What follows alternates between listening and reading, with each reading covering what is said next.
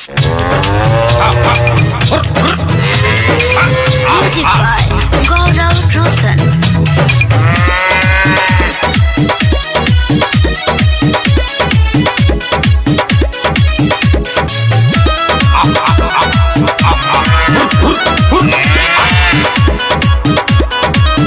पहले रनिए स्टार अब बेकार भईनी होता इनकम ना बेरोजगार भईनी।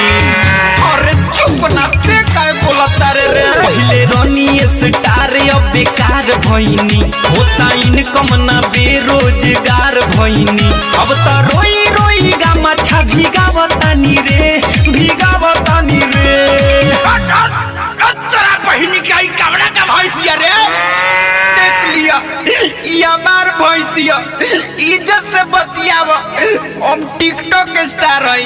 टिकटॉक स्टार हवा तो खेतोनिया में का कहतर खेतोनिया में। अरे का बताई टिकटॉक बना बनावतानी रे बंद भइल भैंस चरावतानी रे। टिकटॉक बना चलावतानी रे बंद भइल भैंस चरावतानी रे। टिकटॉक बना चलावतानी रे बंद भइल भैंस चरावतानी रे।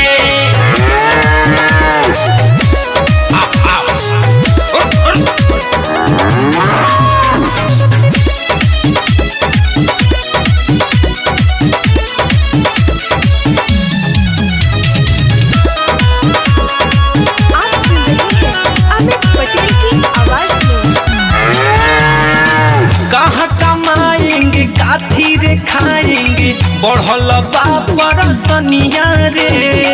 लागता हमरो के बने के पड़ी दादा रे नाच के नचनिया रे। हाँ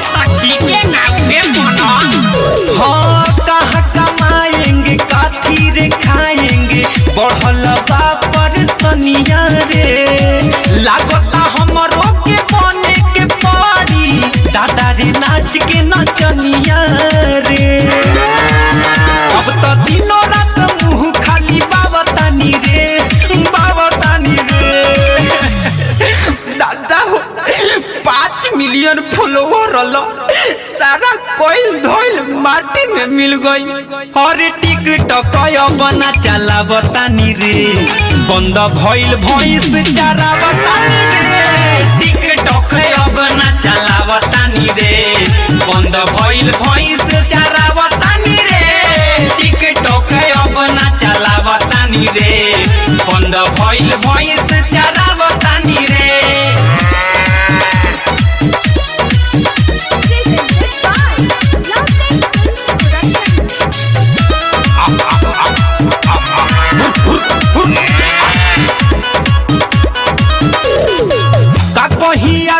रे उठता बहुते दर्द हमारा भीतरिया रे। लागता यो सही चरावे के परी जिंदगी भैंस बकरिया रे। अरे मर्दे पियाई तो खोसिया हमरा के दियो। का कहिया रे उठता बहुते दर्द हमारा भीतरिया रे।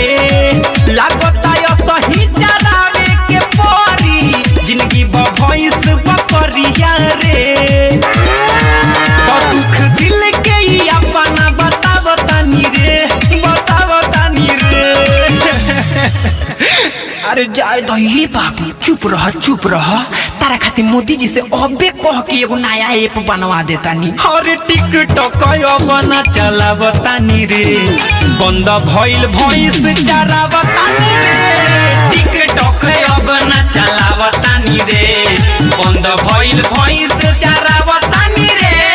टिकटॉक बना चलावतानी रे बंद भइल भैंस चरावतानी रे। पहले रनिए स्टार अब बेकार भईनी होता इनकम ना बेरोजगार भईनी। अब तो रोई रोई गा मछा भिगावतानी रे भिगावतानी रे। अरे अमित भाई अब जवन भाई का टेंशन ले थवा मर्दे। चला हमरा साथे दिल्ली ओही जे पंचर साटल जाई ना तो अंडा पे चल जाई।